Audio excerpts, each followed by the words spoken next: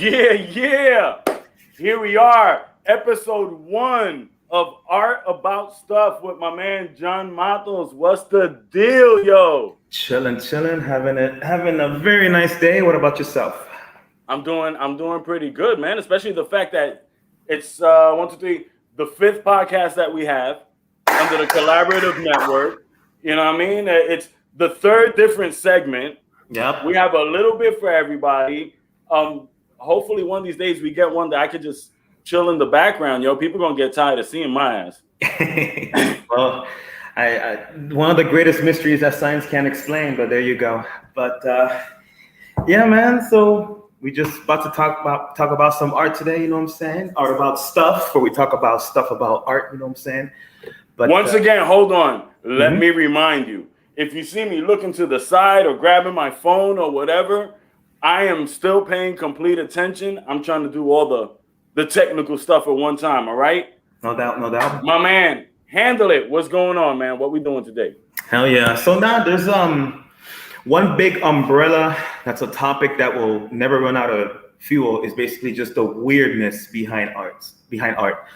Art has a lot of weird stuff attached to it. It has, God knows, it has a lot of weird people attached to it. The artists themselves be weirdos. The people who buy the art be weirdos. The fans be weirdos. Me, myself, ain't no shame in my game. I don't give a shit. I'll tell you right now. But there's levels to this shit. And there's levels of weirdness that even my weird ass be like, you know what I'm saying? Nah. Hold on. Let me take a step back. Okay, so, weird how? Weird like Salvador Dali painting weird shit? Or weird like, I don't have the right color brown. Let me dig inside my drawers type shit? All of the above, literally all of them. Kidding me? I was playing with that last one, bro. Yeah, no, I mean, there's one artist who's known for like literally vomiting and making that her paint, and that's a whole different episode. But nah, you fucking with me, right? No, you fucking with me. You for fucking real. with me. No. It's this lady who takes milk with food coloring or some sort of paint. I'm almost positive it's food coloring, and she ingests it. And then she has like a big ass canvas on the floor, 20 by 20, 10 by 10, really big. And she proceeds to puke on it and make some swirly designs. And that's her abstract fucking vomit art shit, man. It's weird out there, bro. Okay. Yeah. So like I said, wow, these are one of those rare times where I fucking have nothing. Yeah, yo, I got you speechless. That's 1 point for me. But anyway. Yes. The level of weirdness, it varies, yo. I mean, there's levels that even me, I'd be like, that's too much. So, but one particular aspect that we're gonna. Oh, you think that's your limit? Vomit on canvas? That's your limit? Well, we could start with that, but bro, no. I think once you get to that point, it's like, there's nothing stopping you. Well, I don't know. Well, I mean, fuck, bro. I seriously want to believe you're bullshitting me. I swear. No. I mean, I'll bring her up in the next episode, yo. No, please don't. I think I will.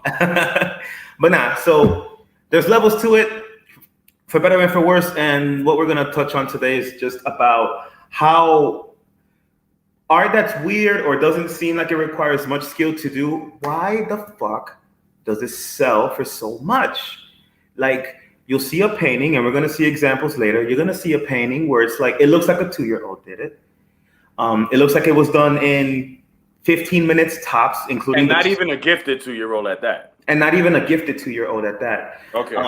It'll look, paintings that'll look like it was done in 15 minutes, yes, including 2 coffee breaks. And these things are selling for like 10 million, 20 million, and it doesn't make sense, at least to the layman. So we're gonna touch on that because there's a method to the madness. Shit don't happen just because shit happened. There's a reason behind all of it, and we're gonna basically jump on it. I mean, if the person did something, I'm sorry to interrupt, but if the person did something, this is I think I spoke to my boy John Wayne about it. I was speaking to Sandy about it earlier. Yeah. Me as a graph artist, as a person who loves graph, you know what I mean? If you say, look, I got this old, empty, rusty spray paint can, and on the side, the original owner wrote his name, and it says Phase 2 on the side. I want that fucking can. Yep. I'm putting it in a frame, you know, that's me. But it's because of what the man did, the way his style transcended and moved on. Exactly. You know what I'm saying? So it's like I'm pretty sure everybody who's out there, and I'm gonna be one to do it. I'm gonna let you know as of now. Look for Bic, Ismo. Try to buy any canvas, anything you can from this man, because right now his chrome style, in about a decade or two, is gonna be worth a lot of fucking money. It's lit for real. You know what I mean? And you can tell because the man built himself up from nothing. You know what I mean? I remember meeting him, and I hope one day to be able to have him on the podcast. When I first met him, he'd shake your hand with one hand, and with the other hand, he wouldn't even let go of this one. And he has a handful of Polaroids. Yeah, that's how fucking far back I'm coming. A handful of Polaroids of shit that he's done. And you see the progress of him, and you're like, yo, this dude, whoever has seen Bic Ismo, Bikismo, look him up. This dude is sick with his shit. What's this other dude? I think he's from Germany, Dame. Otro Caballo. That dude is nasty with his shit. Yeah, you showed me one or two things from him a while back, though. But yeah. But a canvas with a line in it. Mm-hmm. Or earlier on, I'm gonna admit, I had a joke. I was like, hey, you know, can I take like ketchup in my mouth, sneeze on a canvas, and sell it for a couple of $1 million? But that vomit shorty beat me, hands down. Fucking beat me. She fucked that idea up quick, fast. It's bad. Go ahead, bro. It's really bad. But yeah, no. So it's funny you touched on that because that's like the first thing I'm gonna touch on. But basically, just coming at it, you know, generally, what makes expensive art so expensive? And it's not really one reason. One main reason, exactly like you said, the artist has an importance like significance, like a historical significance. So, like an example you gave, or if I show you something and it's like, oh, who determines the value of modern art? We're gonna jump on that. That's what we're yeah.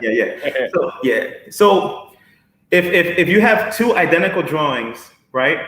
Except one is blue, one is red. If I tell you the blue one is made by me and the red one is made by Leonardo da Vinci, obviously because Leo is, you know, historically significant, he's known in the mainstream, etc. Even though it's the exact same drawing, his is gonna sell more. That's just how it is. So if you got the clout, you got the potential for your art selling a lot. And another reason why art is super expensive, and I bet you didn't know this. So hold on, touching on that part of it, it's more because of the signature of the individual than anything, right? Because I imagine his fucking autograph will probably hit the same amount of money. Exactly. If the art is shitty, I'm not saying Leonardo was shitty. I'm saying if the art is shitty, then it's really you're just paying for the fucking signature. Correct. And or whatever millionaires out there that are watching this, I'll sign shit for you, man, for a couple of $100,000. It's all good. I got you. Yeah, I'll do it too. Shit. But to add even more weight to what you're saying, here's an anecdote. Pablo Picasso. Everyone knows Picasso. Unfortunately, yes. Sure. And everyone has their opinion on him, but we're probably gonna get into that later on. But go ahead. We could. He was eating in a restaurant, and he was like at the height of his fame, right? And he ate at his restaurant, comió bien, buen provecho. My man's was full.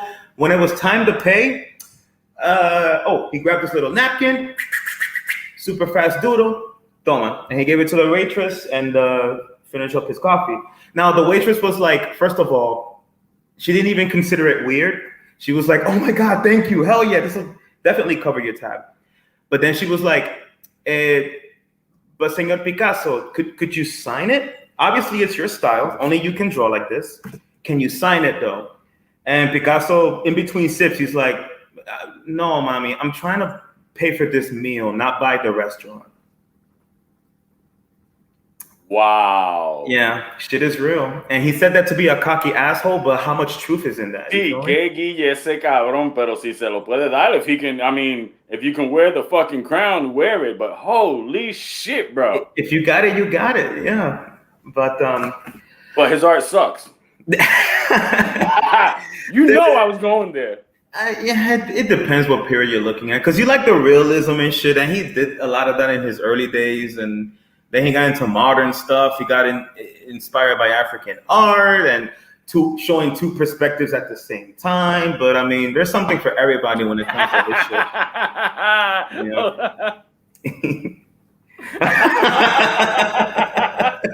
No doubt, that's my cuz. I love you.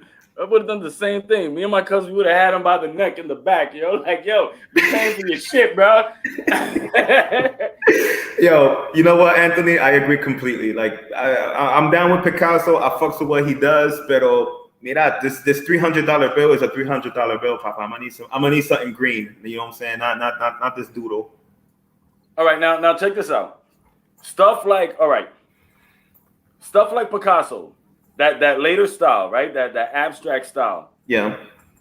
Even in early graph, he would have been laughed at. He would have had a line through his shit with a big toy in the middle. You know what I mean? Gone. Yeah. So, do you agree that the styles of painting evolve as we evolve? Yes. And I ask that only because I've actually seen more attention paid to details in like 200, 300-year-old paintings than the ones now. I mean, these guys were using, and I was looking it up earlier. There's this one painting where the dude used gold thread to highlight the jewelry on the painting. Yeah. He went that far with it, bro. Mm-hmm. You know what I mean? And it's like you zoom into it. I like going to museums, looking at art, and I'll get like 3 inches away from the shit. Like, okay, wait a minute. As far as the rope will let you. He used purple, pink, and red to make white. Yeah. You know what I'm saying? Yeah, exactly. He's cross-eyed, but if I step 10 feet away, he's looking dead at me. Yes. Those details, you barely see those details anymore. It's like, okay, let's let the software take care of the details. But the human eye, the imagination of where you want the person to go in that trip that you're taking them on, it seems like sometimes it's lost.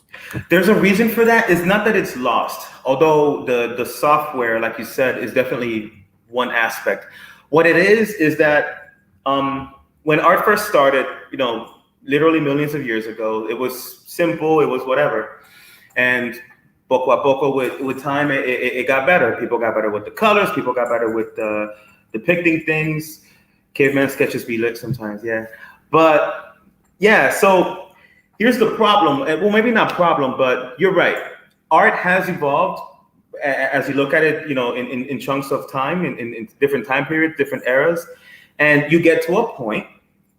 Not so much the art, but the technique, because art is subjective. Sure, you can't really plug art into one direction. Yeah, but the actual technique of it. The actual technique. You're right, and so the actual technique itself does evolve. You're right, but the thing with that is you eventually get to a point where you can depict something realistically. And even photorealistically. You've seen this before. People that draw with pencils and you hold it like this and you swear to God it's a photograph. The same thing with paint. The same thing with sculptures. You see sculptures with like little details you never even would consider seeing in real life. Like, wait, there's a vein there? Oh shit, there is. Yeah, you're looking at your own hand like, oh, motherfucker. Exactly. So you can get to that point. We have gotten to that point. But the question is that the goal? Is that what you're trying to elevate your art to? For some people, yes, and that's fine. Now, the reason it kind of sort of seems like maybe that's not the case anymore is because a lot of artists are like, okay, I have reached this level where it's super realistic, it's super nice, everyone agrees that's an apple that I drew, it looks very whatever, but how can we went up here, now how can I break it down and basically come back down? So rather than drawing... So what do you mean? What do you mean by... So for example, they once they get the material stuff out the way, that apple looks exactly like an apple. They try to get into the philosophical and the metaphysical part of it. So it's like, what is the essence of the apple? So that's how you get paintings where it's like a circle with a little bit of red over here, Apple. You know what I'm saying? Like, that's the level that they try to go to, and with mixed results. Some people fucks with it, some people don't. But yeah, no, I mean, I like. Once again, it's subjective. It all depends on the person, you know. It is. I've seen drawings with nothing but lines. Yeah. I've seen drawings made out of just one line, you know.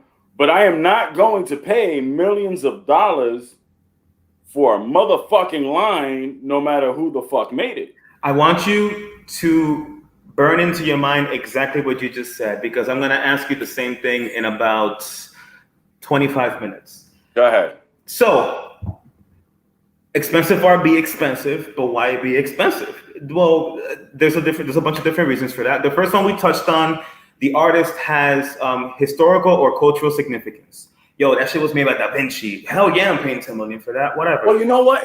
I'm sorry, but if it was for like at that time, hundreds of years ago, where like okay, there was one color blue that only came from a lapis or something like that, and that lapis was only found in one spot of Iran. Yeah. You know what? And it's a serious alchemy process in order to make that pigment. Yeah. Motherfuck yeah. You know what I mean? The actual process to get it done, hell yeah. You know what I mean? I can charge you whatever, 500, 1,000, 2,000 for a mural. But if I gotta build a fucking wall before I even make the mural, kiss my ass, it's not gonna be the same price. Exactly. So if it's like that, you know what I mean? It has to be, I don't know, virgin beetles from the northeast of China or some shit like that, and it has to be on top of a mango tree. If it's in the middle, it's no good. It's not gonna give you the same color. Then you know what? Yeah, there's a process, there's details, there's skills behind it. It's difficult to see. Once again, it's subjective, but it's difficult to see a skill in a line. And I keep going back to just the fucking line because I've seen paintings of lines, just a fucking line, and people paying good money for it. Exactly. And it's goddamn ridiculous. Yeah, and like you're saying, the rarity of the material is definitely one factor. I know for a fact, if you look at paintings of Jesus, for example, who for very obvious reasons is considered like the important piece or the focal point of the painting. Look, Sandy asked, but would you still pay if it's a dot on a canvas with that super crazy pigment? Yeah, I probably would be, and I guess it'll be more because of the pigment. Yeah. And the process of the pigment than the actual dot. Exactly. And to come to that, the rarity of materials and shit, like if you look at paintings of Jesus throughout different eras, you're gonna notice for like 10 or 20 years, every time they make a painting of Jesus, he has brown. For another 20, 30 years, every time they make a painting of Jesus, his sash is always purple, etc., etc. And the reason for that is because in that time period, whatever it is, whatever the most expensive paint is, be it because it's hard to make, hard to acquire, etc., that's the one they save and use for, you know, to make their focal point, Jesus, even more of a focal point. But no, that's definitely one factor. It's like you say. And the era actually falls into the question equation of the price, because like once again, I read so much that I just have a lot of shit rattling up in here. But there was another pigment that that for a while was only in the hands of the Greek and the Romans. Mm-hmm. So if you have a piece of art with that pigment, you know what I mean, painted with that pigment, with that paint, well, yeah, and it's understandable because you have a piece of that era. Exactly, right, exactly. So yeah, no, the materials and rarity of it is definitely a factor. Another factor that I bet you wouldn't have guessed, this loophole was closed, I think, in 2015. I'll double check, but buying art for ridiculous prices like that, it helped the ultra rich avoid paying taxes. How? Well, specifically because I'm about to go out and buy some fucking some coloring books. You know that, right? I mean, yeah, no doubt. We could start a thing there. But start a pool. But yeah, so there was an advantage in the U.S. tax code that is called the like-kind exchange, and basically collectors avoid paying capital gain taxes on art sales if most of the profits went toward the same kind of investment. So, example, you're an art collector. You're filthy rich. If a collector spends $1 million, you spend $1 million on a piece of art, and later on it's sold for $5 million. You won't have to the profit that you made. Right. You won't have to make any capital gain taxes if 80% of the profit went towards buying another piece of art. Really? So the $4 million that you made profit selling that piece, if at least 80% of those profits went to another piece that you're buying, then you don't have to pay taxes. You're good. So pretty much your capital gain, the money that you'll be making in your business around that 20%. Mm-hmm. Mm-hmm. Exactly. But, okay. Yeah. 20% of $200 million is paper. enough. Yeah, it's enough to go out. Yeah, exactly. So you keep doing that, over and over and over, more expensive and more expensive, and your pockets keep getting more and more full. But the government kind of got hip to it, and in 2018, not 15, in 2018, they were like, no, and they closed the loophole, so you can't do that anymore. I got Anthony saying, so it's like real estate. Yeah, pretty much. It's like real estate. It's like a fixer upper. You buy a shitty house for $10,000. You spend $5,000 to get it fixed up, looking nice. You sell that bitch for $25,000, and that's paper right there. But yeah, it's basically the exact formula. You spend X amount on the art. You sell it for more than that. 80% of what you make, you use it to buy something else, and you do it all over again, and you keep doing it until that account gets fatter and fatter. Fuck. Yeah. But they closed that loophole in 2018. I'm sure there's like other loopholes about it. Okay, so let's get to this. Mm-hmm. Oh my goodness. Yeah. How do I share this? Yeah. Yep. Explain that shit. All right. Now, I just want you to know, before anything, disclaimer, I am of the same opinion that this is fucking ridiculous, but you asked me to explain, so I shall do so. You wait. Hold on a second. Mm-hmm. Can I show you real quick my what I think of this piece right here? What do you think of it? That's probably for the best. Yeah, that's what I think of it. Yeah, that's probably for the best. Go ahead, you can continue. I'm sorry. I had to. No, you're good. Okay, so this piece, I guess, it was made by Robert Ryman. It's called Bridge. I wish I could tell you why. It's literally white on white. You have a white canvas and you paint on it with white. According to Ryman, all white paintings like these, the response they provoke from viewers are more important than expressing ideas themselves. So you paint something with hella symbolism. The reason this little parrot is up here is because he symbolizes the struggle of my people, blah, blah, blah. And then that makes it valuable to you and maybe your viewers. But things like this are valued more because of the response they get from people rather than expressing specific ideas. So your revulsion right now makes it a success as much as that irks you.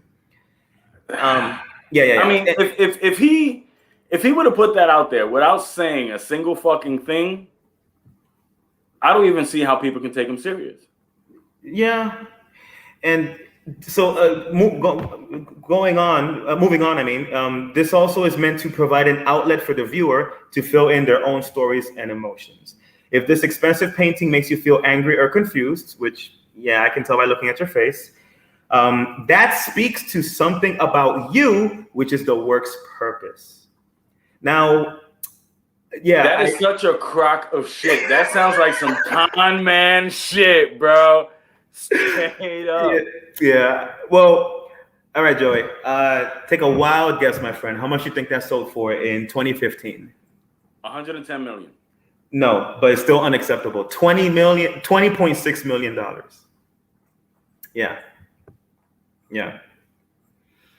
Yeah. I can literally do that in like give me 2 seconds and I will make you that. I don't even need paint. I can do it with primer. I've Like, got blank paper right here. you know what I'm I saying? guess Like, printer paper. it's not fair, yo. Like, it really isn't. And especially not fair when, okay, hold on. Let me know if this thing is still sharing. Yeah, I see it. I see it. Hold on. I'm trying to find, you know what? Talk to me about that one. Because I'm going to be honest, that's decent. Okay. I wouldn't pay a lot of money for it. It looks more like I don't know, some wallpaper or some shit like this. Okay, yeah. And that's one way to see it, especially when it comes to abstract stuff. So this is a watercolor painting and it's actually untitled. It was made by Wasily Kandinsky. And a lot of people consider it to be the first abstract painting.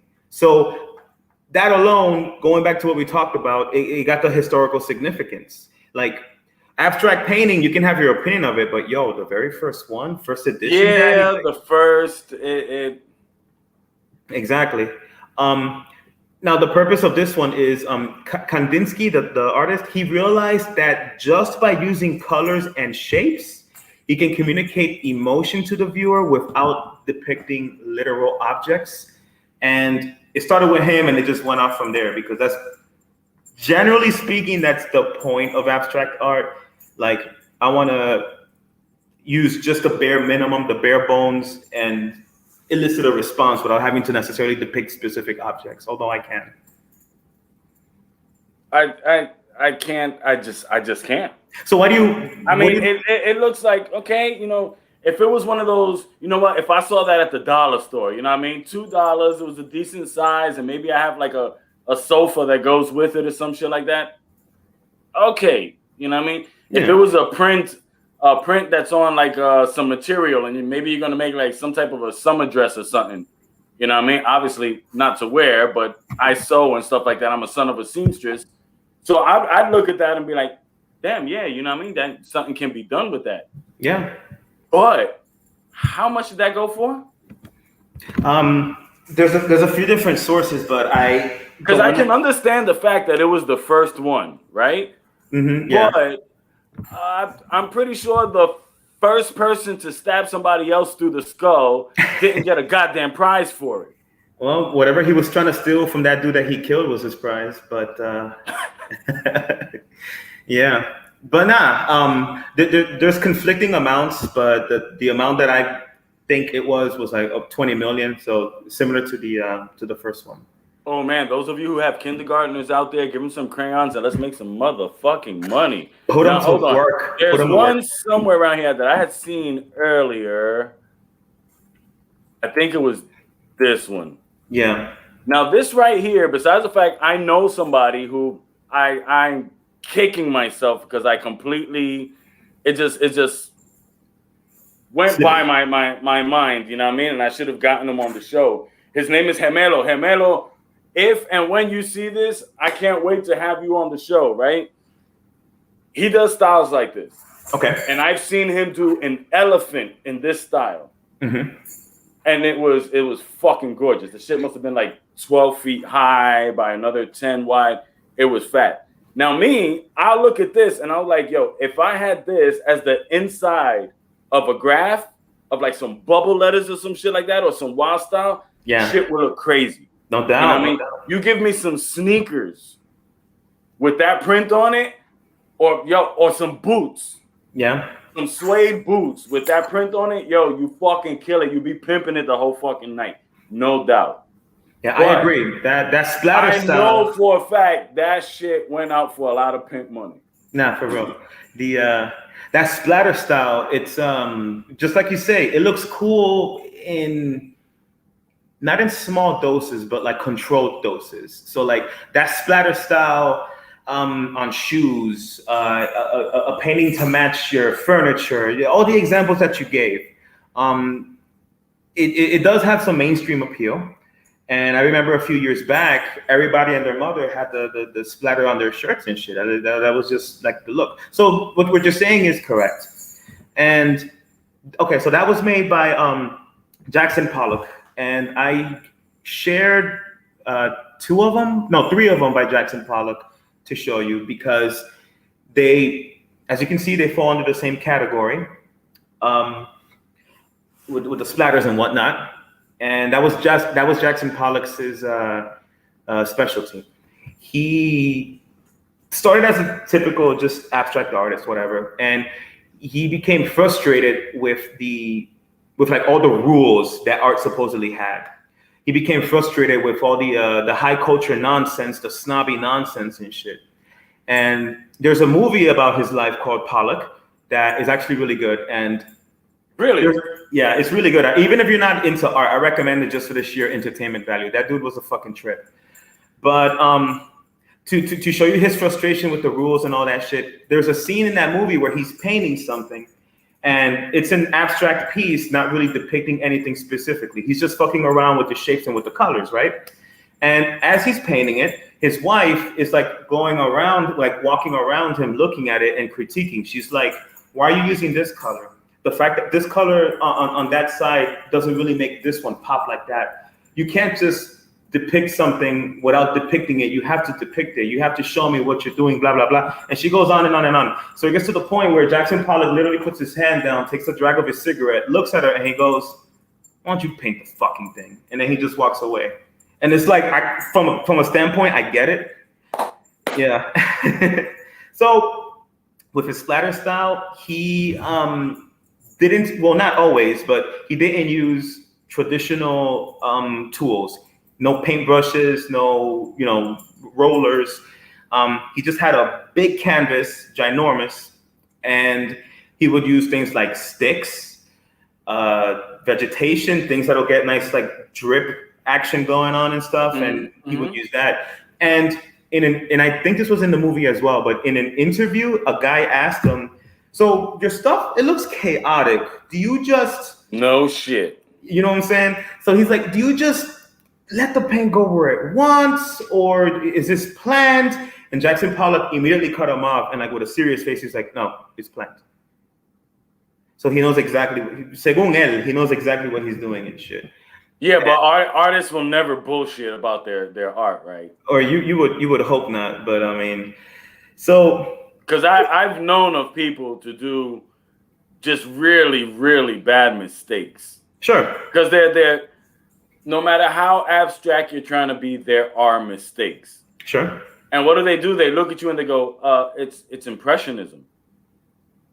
It's abstract. No, it isn't. Is that you still haven't understood the whole depth, of making a paper 2D. Yeah. That's 2D, 3D. You know what I mean? You haven't understand lighting and this and that. And I feel that a lot of these quote unquote famous abstract paintings are just nothing but hyped up fuck ups that were well marketed by a con man. Well, I mean, there's definitely a marketing and a PR aspect to it. That no one can. Let me show you this real quick. I don't know who the painter is, and I'm gonna do this like this, old school style. Let me just move the motherfucking camera. Okay. There's not a single detail on that. Right. Yeah. It looks like it was done with Q-tips. More like a wash rag, but yeah, I see what. But you have to admit that shit is dope. That's a planned chaos. Yeah. To me, that's a planned chaos right there. Right.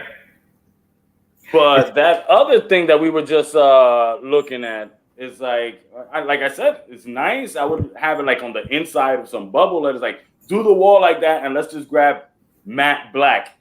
Do the outline of it, you know what I mean? Boom, and then paint the rest and get it the fuck out of there. Or what we say on when we work in walls, clean it.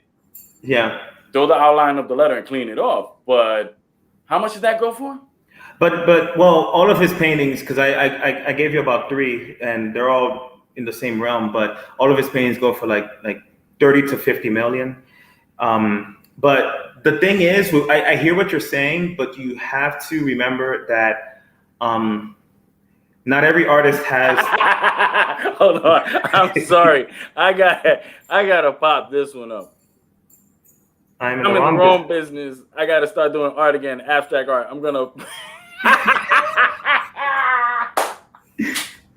You know, yo, Anthony, your cousin, he does that shit, and he'll probably get sued by somebody who had the same idea first. So. I don't know who he is, but I know he's out there. Vomit lady get mad. Hey, he's stealing my thunder. Yeah, right. So I see what you're saying, but like you got to remember, not every artist has the same goal, and they don't all have the same viewers. Now, is there a layer of bullshit to it? Yeah, sure. For some of them, no doubt. But like not everybody's trying to depict something realistically. Not everybody's trying to depict something, period. Like look at Jackson Pollock, the one we just finished watching with the splatters and the swirly shit and the craziness. He rather than using paint to create an image, the paint itself was the art.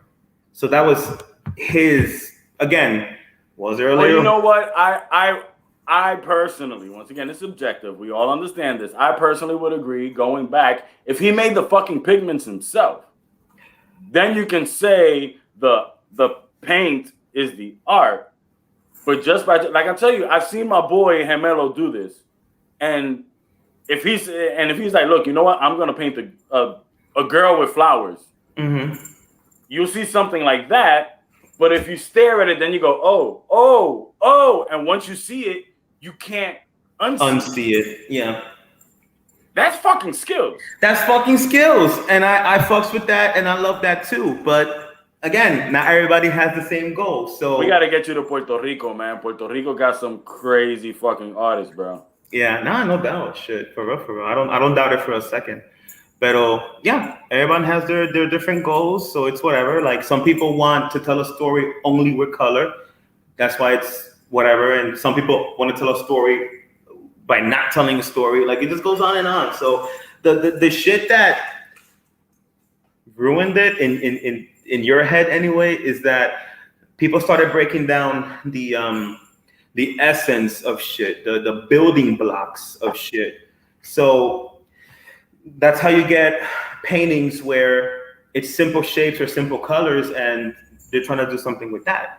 And that's how you get paintings like Jackson Pollock, where rather than make art with paint, you make the paint itself the art. And again, is there a layer of bullshit? These things are selling for like millions and millions of dollars, so I'm forced to say yeah, but sure. Does the color choice make me sad? Put it up again, Joy. Just for the record, it's not me. No, it doesn't. I see it just fine. For those out there who don't know, John is colorblind. Yeah. Yeah, and I'm saving that for a whole different episode because I have a few ideas. Yeah, but Joey likes to pretend that I see shit in black and white like a fucking dog, but don't see color, you dog. Yes, I again, Joey likes to pretend that I see shit in black and white, but I don't. It's just a very not so severe. So hey Joey, can I eat this cherry? It's a fucking mothball. No, you can't. That never happened. No. You know how I discovered that I was colorblind though? In elementary school, we're all drawing, and I drew my little landscape with the crayons and shit, and I colored my sky purple. And my friend was like, "What are you doing?" And I'm like, "I'm coloring this shit blue." And he's like, "That's not blue." And that's how I knew I was always different and a special little snowflake. It was a rainy sky. Fuck him. I couldn't even think of that. I was so flabbergasted. Check this out. Wait. Remember what you were saying about telling stories and stuff like that? I found this interesting. It's a false depiction of the lace making factories I believe it was in England. See if you can. Nice. Okay. Cool. Now, you said it was a false depiction? Yeah, because it was almost like a sweatshop. Oh, okay. So they make it look nicer than it really is. Yeah, I mean, look at the details on her. Dude, is that not fucking gorgeous, yo? Yeah, I like that. I like, I like that. Her Then you smile go is like, back and it's like his eyes, he forces you, the eyes, to either focus on her. mm-hmm.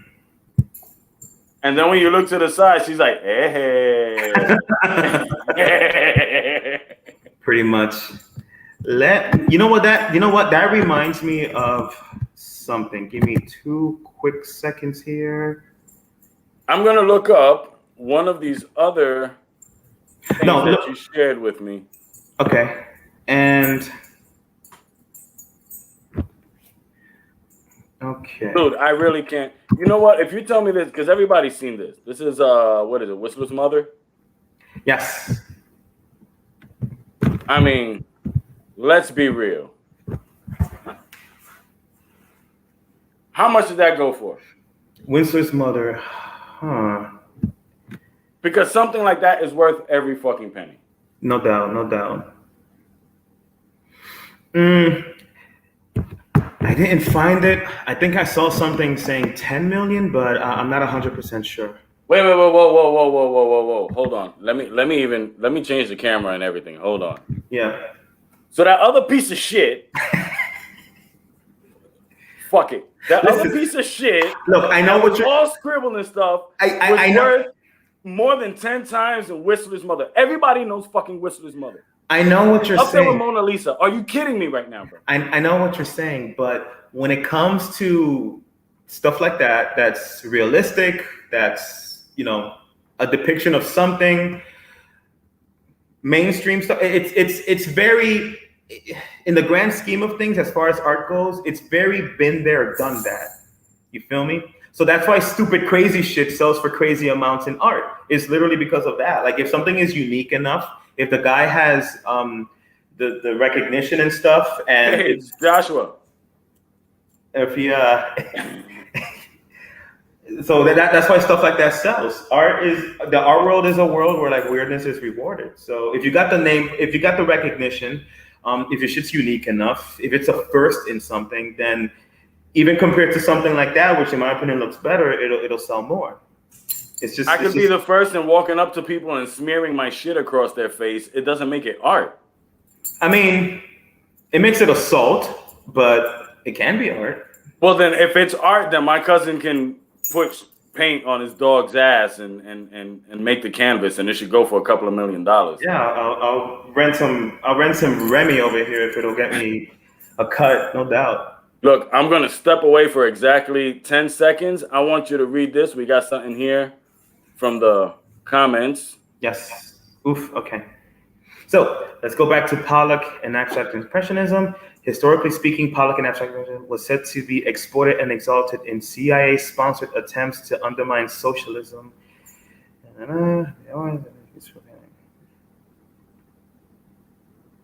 Into the it keeps going. Something about the CIA concurring that Picasso sucked. No. Apparently, the CIA sponsored. Yeah. The CIA sponsored attempts to undermine socialism. That it was amazing you could spill paint on the canvas and become rich. I've briefly kind of heard bits and pieces of that. I don't really know how true that is, or the authenticity behind it, but it does make sense. I mean, if I live in a socialist country and I'm living below the poverty line, and I read about a guy living in the US who went like this to a canvas and made $10 million, I'm gonna be pissed. I'm gonna be like, yo, maybe socialism ain't where it is. You know what I'm saying? So I can imagine it. I haven't really done my research on that. I'm not sure, but I can see that. I can see that. So, okay. Let's go back to shit for a lot of money. Why does that apply only to art? Well, why does what? It's very rare for you to say like, okay, you know what? No, they're very. You know what? Yeah, it still is very rare. Check this out. Maybe the original masters of Tiny Tim's Tiptoe Through the Tulips can go for a lot of money. Sure.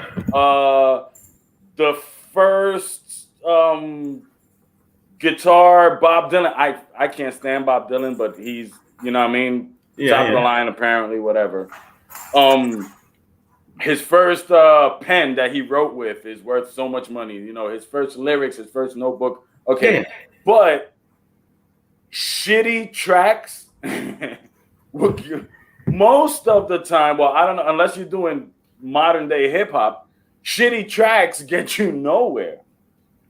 And it almost seems like in the art field is the only place where you can get away with it. You know what I mean? Shitty cars like the Yugo go nowhere. You know, something, you can have a good car like a Nova, but if you give it the wrong name, Nova, they had to change the name when they sold it in Mexico, because in Spanish it's Nova, as in it doesn't go. You know what I'm saying? But in art, you can get away with it a lot more often. Now, I don't agree. As far as the success rate, is it easier to do it with art? Maybe. I can't say. I can't say. But I don't. But no. But I don't agree. Those stick figures are gonna come into style. Don't worry about it. I believe in you. I appreciate it, Daddy. I do. But anyway, but no. I don't think it's exclusive to just art, to be honest, because again, it depends on a lot of things, like the and it depends on the type of art. Because if you do a shitty tattoo, motherfucker's coming back. Exactly. And he's coming back to hurt you. Like, exactly. My shit. Exactly. So it depends on the time period and on what it is. So like, and at the end of the day, it's all subjective. Everyone has their different opinions, but pop music in general, hip hop and rap nowadays in general, reggaeton since forever, like these are things that, like, artists in those respective fields, you got millionaires, you do, and the younger generation likes it. What do you think it'll take for skills to take over that payroll?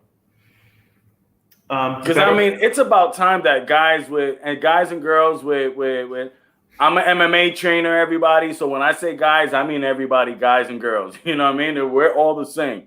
You know what I mean? So you got people that got serious fucking skills and they're not paid. Yeah. You know what I mean? They're in artisan festivals and sell maybe one canvas every couple of months or some shit like that. Exactly. You know what I mean? Besides getting famous by, I don't know, fucking taking down a bank or some shit like that, or I don't know, running for governor or some shit, how is it that skills can take over that market and once again put itself where it should be? Better public education. If people become better at critical thinking, if they become more cultural, if they learn to appreciate culture more and just intelligence in general, I think that'll increase the quality of the art that we consume. Art being literal art or music or what you see on TV. So it's like pop and all the other examples I gave, they're mainstream. And the reason the term mainstream is used is because it's mainly what people are into. It's like the overwhelming majority of people will listen to that and fuck with that. So the overwhelming majority of people are dumb or not good at critical thinking. I'm not the first to say it. George Carlin said it. Stalin said it. Like, it is what it is, yo. Most people are dumb. That's just how it is. I mean, work a month in retail or customer service. It's unfortunately, I've had this conversation with you and with many people, you know what I mean? persons, individuals can be extremely intelligent and creative and thinking outside the box, but people together in masses are like cattle, man. I'm telling you, I've done it. I've waited. Okay, boom. And all of a sudden just boom, run. I'm in a group of people and just run.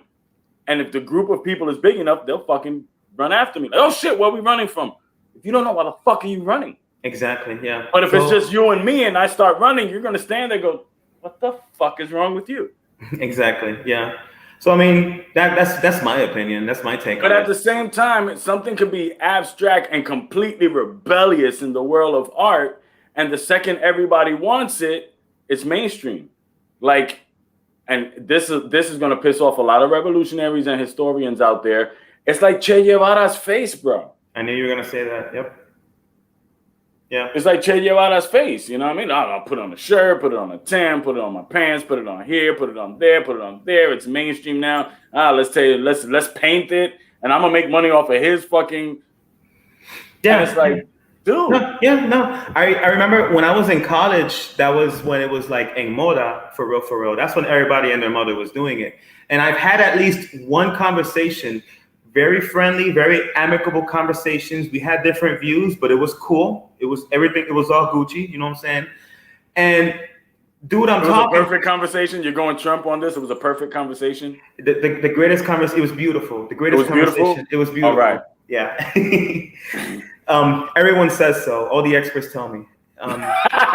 Remy, fucking Remy. Yeah. This guy was like, yeah, for real.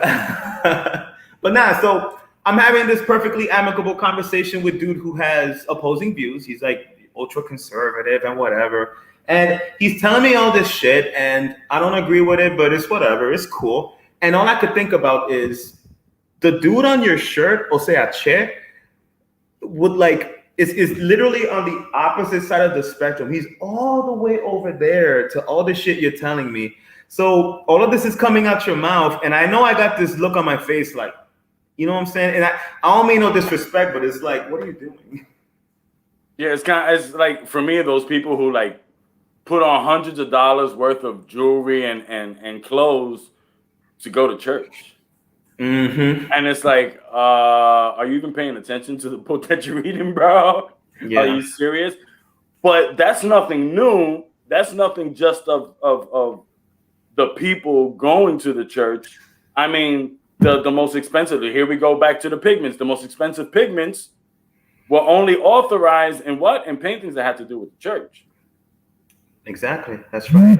A lot of artists, especially during the Renaissance, they were commissioned and got into making religious pieces specifically because it was a payday. A lot of people were like not even that religious, and they became known for their religious pieces. But it's just like, yo, I'm just trying to eat. And a lot of experiences were absolutsistine shitty, like the Sistine Chapel. Michelangelo hated every fucking second he was doing that shit. Because the Pope, the guy who hired him, the Pope was a dick. It was under shitty conditions. He felt he was underpaid. He either had a serious neck problem, or he had paint just all over his shit. Exactly. You know, he has a few secret fuck yous in the Sistine Chapel. One of them comes to mind. There's a martyr, a saint who was sacrificed for his beliefs, who was killed for his beliefs, and thus made a saint. They come a dime a dozen. The Catholic Church has a lot of martyrs, a lot of saints famous for how they died and why they died. But there's this one martyr who was literally skinned alive. They told him, yo, renounce your faith or we're going to execute you. Nah, okay, I know we said execute. What we really meant was painfully and slowly ripping the skin off your fucking bones. And my man said no. So that's what they did. So when Michelangelo painted that guy on the ceiling, he painted himself. So he painted himself holding on to skin. Because he basically said, yo, I would rather rip out my own skin than do this shit again. Wow. We got a question here. Yeah. Who are your favorite artists? Well, Michelangelo for sure. That's funny. We just started talking about him, and Rembrandt. That's why I named my dog Rembrandt, Remy, because he's one of my favorites. I don't even know the name of one of my favorites. The piece is, those of you who are in Puerto Rico, get your asses to El Arte de Ponce. That Ponce Museum has some serious, sick paintings. The original Flaming June is there. You know what I mean? We got some really good stuff. And there's one, definitely European, probably British. Don't quote me on that.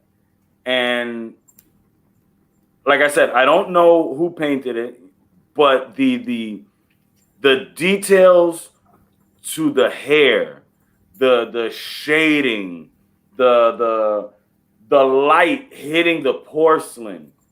You know what I mean? It was just, as a graph artist, I always end up going to that one and spending a lot of time and looking at all the details, how he put blue and orange and purple together, and when you pull back 10 feet, it looks flesh tone. And I'm like, you know, some shit that I start wondering, can I get away with this using Prismacolor in a black book? Can I get away with this, you know what I mean, using spray paint on a wall? You know, it's just, yeah, that's one of my favorite. And I'm not going to stay in like old time oil painting and stuff like that.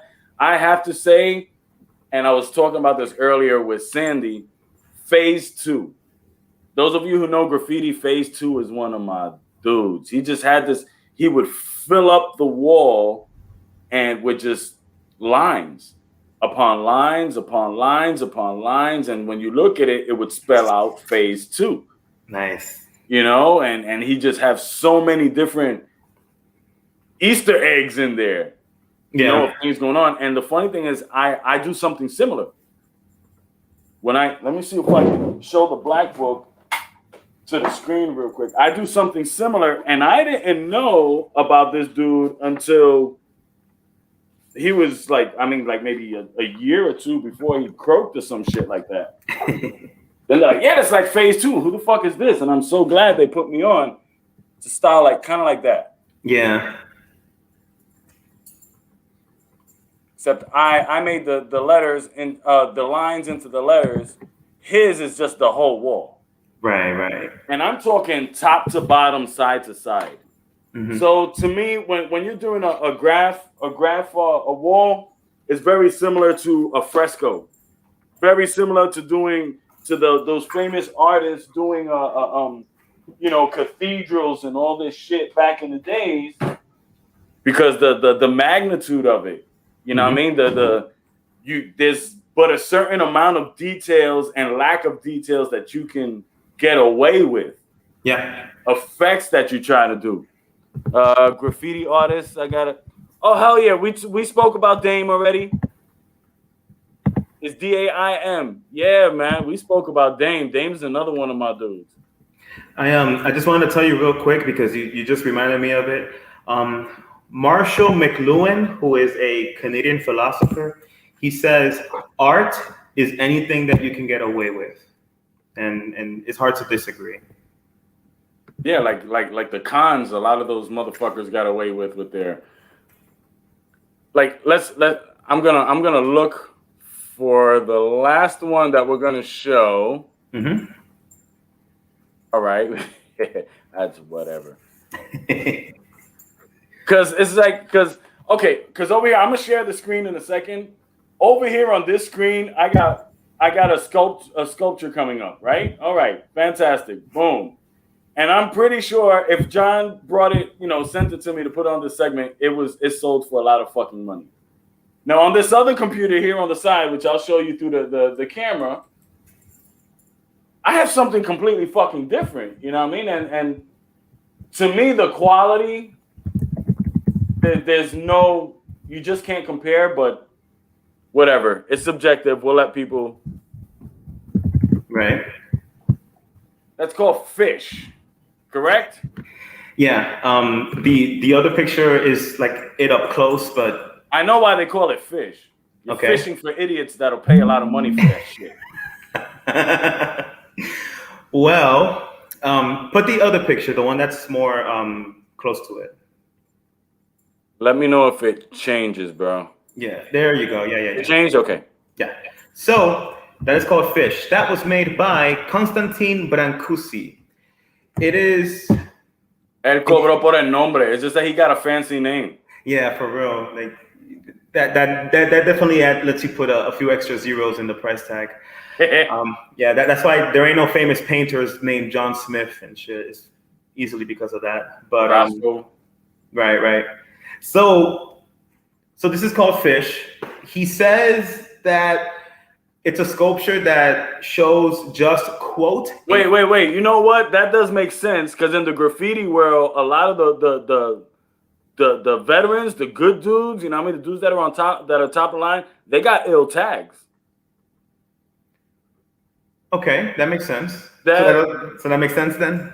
Yeah, now I'm thinking about either they got really ill tags or they built their name up to where a point where like, oh shit, that's dope. Which goes back to... it makes fucking sense now about the name. My bad, go ahead. Continue. Yeah, no, you're good. And it goes back to what I said at the beginning, how, you know, like if your name is behind it, Da Vinci, etc. So that's supposed to be Fish. That's what it's called. It's supposed to depict not the fish in its entirety, but quote, just a flash of its spirit. That's why it's kind of sort of subtly maybe the fillet. That's why it looks like a fillet. It's just what's left of his spirit. Yeah, just a flash of it, man. You know what I'm saying? Why you got to see the whole fish for? Like, see, that's your problem, Joey. You too entitled. You want to see the whole fish. You got to get the scales and the eyes and the lip action that they be doing. Like, nah, yeah, bro, because that's where the skill is, man. It makes the details. Right. So that's what he meant to do, just to show a flash of it. And that little thingy sold for $57.3 million. And it's like this big. Really? It's a lot smaller than I thought. Holy shit. Yeah. That is fucking ridiculous. You see, but okay, before I show you this, would you consider, and I think I know the end because we've sat down and watched Forge and Fire for fucking hours while we're practicing martial arts. Yeah.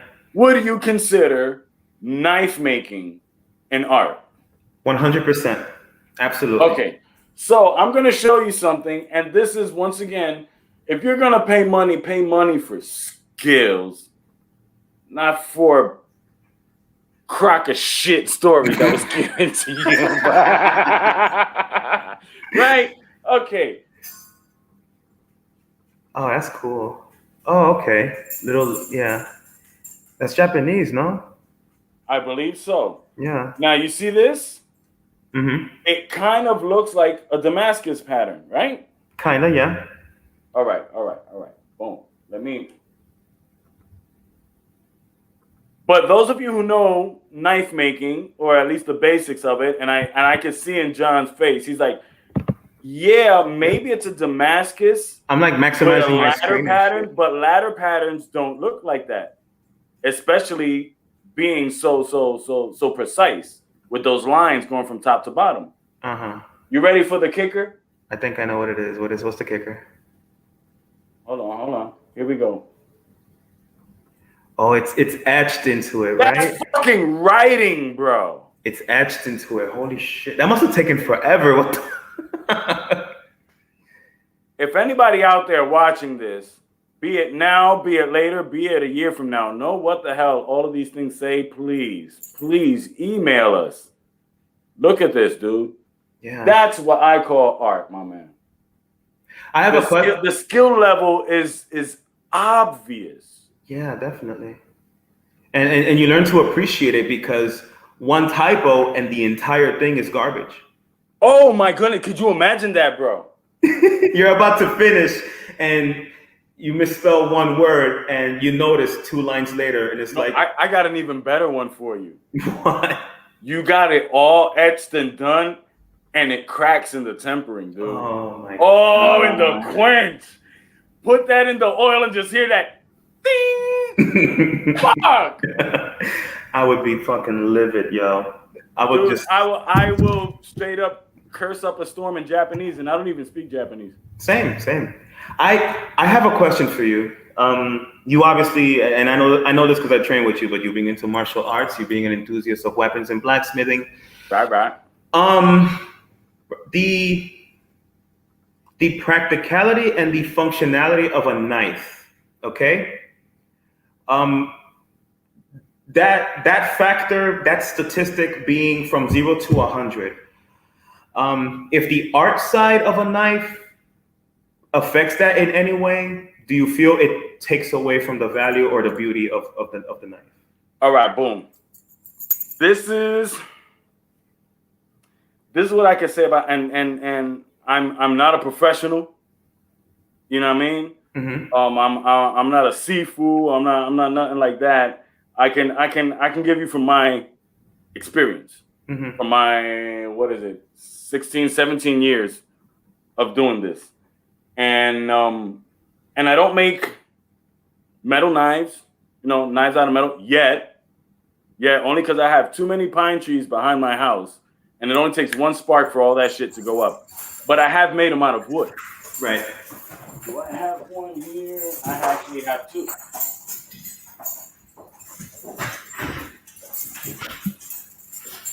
All right. Now, it has duct tape. You can tell it's been used quite a bit. These lines, this isn't the art.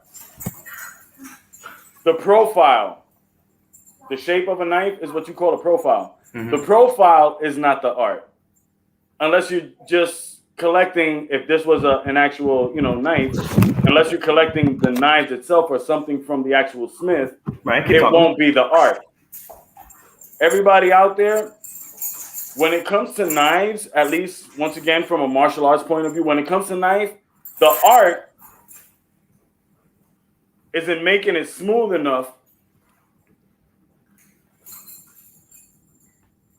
to quickly be able to change from one thing to another.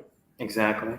What I do personally is and this is going to be a really long learning process when I finally get into blacksmithing, is what I do with these is I try to make sure that I'll measure, like if I'm making one for you, John, I'll measure your hand 5, 6, 10, 12 times until I get it right for your hand. We try, in Kali, we hold it like this. We call it the tiger's mouth. Mm-hmm. You see the profile of it?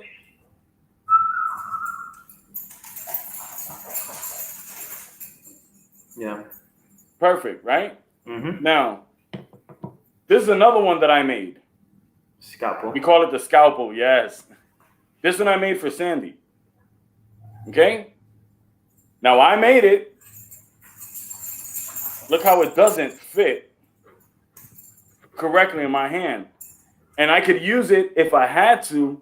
Yeah. But it's not the same feel and the fluidity than when you're coming in with one that's made for you. Exactly, yeah. So going back to what you asked, me personally, the art would be in the personalization of the weapon to the wielder. Right. This, I think this is a Fury. This is a really old Fury. This used to belong, here we go, to my wife's grandpa. Mm-hmm. We call him Nito. I love to use him to work. You have some vines or something quick that you got to cut while you're in the farm. This is beautiful. Looks nice. You can hold it here. Yeah. But I wouldn't use this in a fight.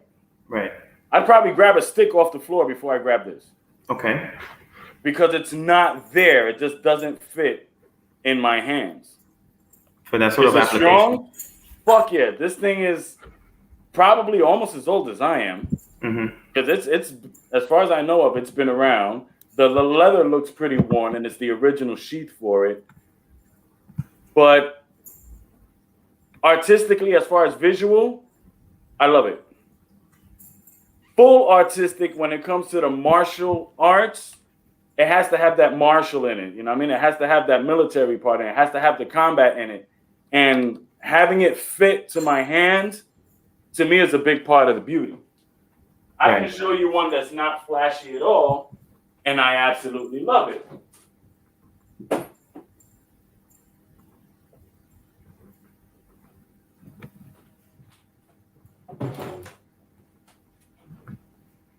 $20 machete. Yeah. Fits perfect. I can wield it around. Whoop. And it sounds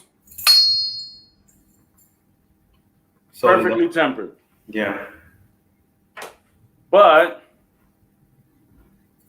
see, now we're gonna go back to what we started with. If this was just some little piece of dull metal here with a fucked up handle, and that's how I see a lot of that art that we were talking about today. I feel you. Okay, and there's no functionality for the soul when I look at it. Okay. But once again, it's subjective. No doubt, no doubt. And what's your opinion of this? This has been done for literally centuries, but what about weapons that art-wise, 100%, they're made out of amazing materials, they got incredible details and whatever, and beautiful, beautiful, beautiful, but no martial applications whatsoever. I know you've seen like samurai families that have swords used specifically like ritual for like family to show off, or some European nationalities have like ritualistic weapons. They use it for rituals and to do whatever. But I'm actually looking for one. But not actually. Yeah, but even though they're knives and swords or whatever, they're not actually used to cut anything. Do you feel? But as far as the art, beautiful. It has gold. There are some that are used. And we saw this on a Forged in Fire. I completely forgot the name of this one. Oh, I can't believe I'm spazzing on it. I do know it's from the continent of Africa, though. Okay. I vaguely remember that one. Did we see that episode? I think we saw that one. Hell yeah, it was on an episode of Forged in Fire, and they went absolutely bonkers trying to get that shit done. Yeah. Ooh, that, ladies and gentlemen, the legends and the stories behind this, it would take off a human head in one swing. Mm-hmm. No problem. Straight through, clean cut. That puño is no joke. That'll break anything. And yeah, it looks pretty.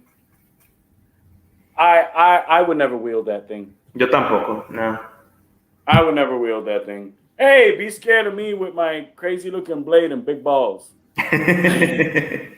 No doubt. So let's finish with this last question because we're getting close to the time. Yeah. Let's go back to this.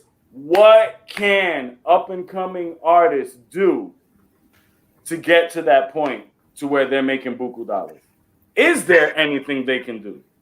Well, I mean, there's more than one path to get to that point, but at the end of it all, produce. Just make as much as, just keep making art, and then keep making art. Put your name out there. Go to every gallery you can. Sell as much as you sell in more than one source. Sell here, sell there, sell here. Don't just have one place where you try to sell. Get your name out there. Listen to your audience. So make as much as you can. Develop your own style. Listen to what it is your audience likes. Listen to your audience. So nobody ever told that dude with the bridges that, dude, there's nothing on the fucking canvas? Somebody told him, I just don't get it. Yo, dude, why don't you pass that shit because you too fucking high? Somebody told them, hey, psst, there's nothing on that canvas. Here's a check for $20 million. Fuck that dude, yo. Yeah, man. So now just keep making art, listen to your audience, develop your own style, be open-minded, sell. I mean, it's not impossible, but you can easily make a few G's if you really put some work behind it. No, thank you. Thank you. Yo, everybody out there, we done reached the time limit. I want to thank you all for coming through and tuning in. We're going to have more art about stuff. That's the name of this segment. We're going to be coming back doing a lot more of them. That's my man, John. I'm Joey Zaza. And yo, these next coming weeks coming up, we have quite a bit of content for you guys. We're keeping it under the belt. We got some surprises. We got some pre-recorded stuff coming through. Tune in. And remember, if you have any ideas, if you want to come out on the podcast, if you have something to say, anything, you know what I mean? Let us know. Torre del Viejo, PR787@gmail.com. Write to us. Give us ideas. What would you like to see? What would you like to say? Let's do this thing. It's all about elevation and having fun with it. John, stay in the studio. Thank you, brother. You're very welcome. Take care, everybody.